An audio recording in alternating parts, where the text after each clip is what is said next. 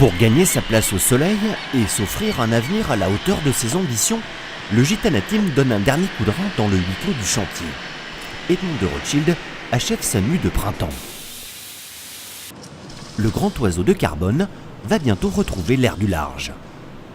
Moi je trépigne un petit peu, mais le soulagement ça sera vraiment pour tous les gars dans le chantier, parce que là ça fait quasi 2 mois qu'ils travaillent vraiment d'arrache-pied, ils font beaucoup d'heures pour justement respecter un timing. Moi j'ai un petit peu que la cerise sur le gâteau, donc il y aura un grand merci à l'équipe technique d'avoir autant travaillé. Mais moi la saison va démarrer dans quelques semaines, la mise au point, l'entraînement, mais j'ai encore 6 mois pour m'entraîner pour être prêt pour la Route du Rhum.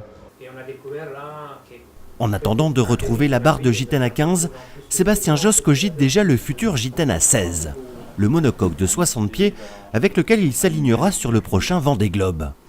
Encore au stade des études de forme, la machine est signée du duo d'architectes Verdier VPLP, vainqueur de la dernière édition. Aux commandes du design team de Gitana, l'architecte navigateur Antoine Coche est chargé du suivi du projet.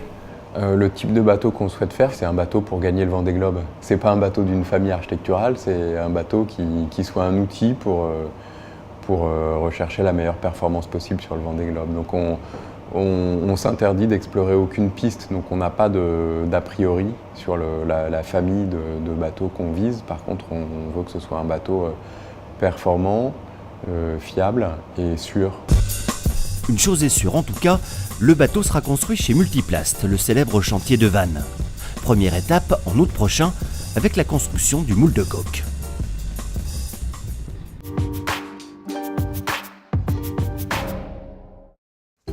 Le Gitana Team est depuis toujours un concentré de talent, parfois insoupçonné. Ah, je sais ce que je vais faire.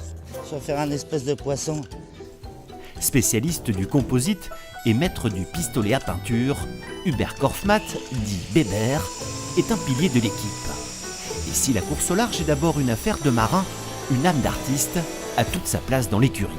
On est dans un pays de la pierre, pays du granit, donc je trouvais ça assez sympa de me mettre à tailler la pierre. En pierre, en bois ou en aluminium, le bestiaire de Bébert témoigne de son goût des belles choses, des objets uniques et du travail bien fait. Depuis bientôt 30 ans, l'ancien ébéniste construit des bateaux de course comme il sculpte un cobra de granit, dans le souci du détail et une passion toujours renouvelée. Ça a toujours été sur les trimarans des bateaux uniques. Il n'y a jamais, très rarement, 2 bateaux identiques. Et on arrive toujours à le remodeler, à créer des pièces qui s'adaptent dessus, le rendre différent. C'est jamais une routine.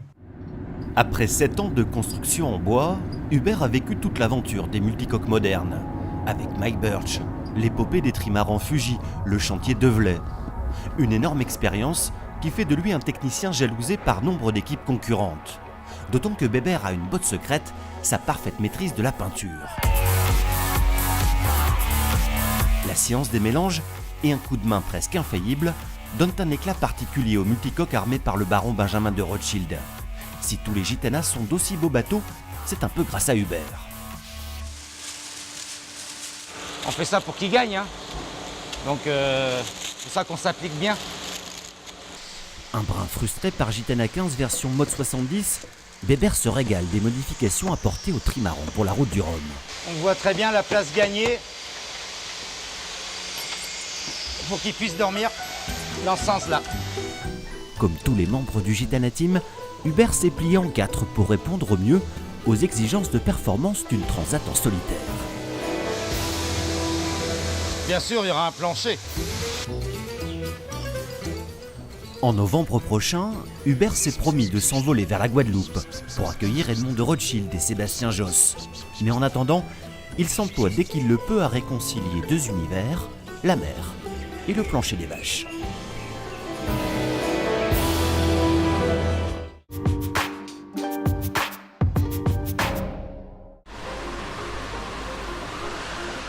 La magie des multicoques de course tient en un mot, la légèreté. Pour 21 mètres de long, Edmond de Rothschild accuse à peine plus de 6 tonnes sur la balance. Un exploit technologique rendu possible grâce à un exceptionnel matériau devenu l'alpha et l'oméga de la course au large, le tissu de carbone. On peut voir ici que c'est vraiment un tissu, parce que si j'enlève un des grands fils, mettons, donc on obtient un fil dans lequel en fait lui il y a plein de fils de carbone vraiment microscopiques, tout petits. Et là à peu près dans une trame comme ça il y a 12 000 fils de carbone ensemble. Comme une luxueuse étoffe, le carbone est utilisé brut ou drapé autour de 2 structures ultra légères, la mousse polyuréthane et le nid d'abeille. Le nid d'abeille nous permet de faire des panneaux de différentes épaisseurs qui sont à la fois raides selon son épaisseur comme on peut voir ici et à la fois légers parce que c'est tout vide au milieu. Il n'y a rien, donc c'est très léger. On voit bien que si je prends la mousse toute seule, la mousse est assez souple. Et si je prends le carbone tout seul, c'est pareil. Le carbone, il est tout souple, on peut le former comme on veut, mais il n'est pas raide. Donc l'assemblage de tous ces matériaux avec la résine, ça permet de donner des panneaux comme ça qui sont très raides et résistants. Façon maître pâtissier, les strateurs du Gitana Team façonnent des pièces composites aux formes presque infinies. Pour gagner encore en performance, les architectes peuvent du coup s'autoriser toutes les audaces et moduler la composition des sandwichs carbone selon les pièces du bateau. Donc ici, face à l'étrave de la coque centrale, qui est une zone dite pour nous de slamming. Donc en fait, c'est des zones qui peuvent être sujettes à un désimpact beaucoup plus avec la mer comme avec des objets flottants inconnus. Et donc dans ces parties-là, on a plutôt tendance à utiliser de la mousse parce que c'est un matériau qui est un peu plus résistant à l'impact et également en cas d'impact et de perforation de la peau extérieure, du carbone donc, cela reste étanche dans le composite, c'est-à-dire qu'on n'a pas d'eau qui peut s'infiltrer entre les 2 pots de carbone du bateau. Capable d'atteindre plus de 40 nœuds, le grand oiseau de carbone est surtout conçu pour tenir d'incroyables moyennes journalières à travers l'Atlantique. Pour la route du Rhum, la légèreté d'Edmond de Rothschild devra rimer avec l'autre maître mot de la course au large, la fiabilité.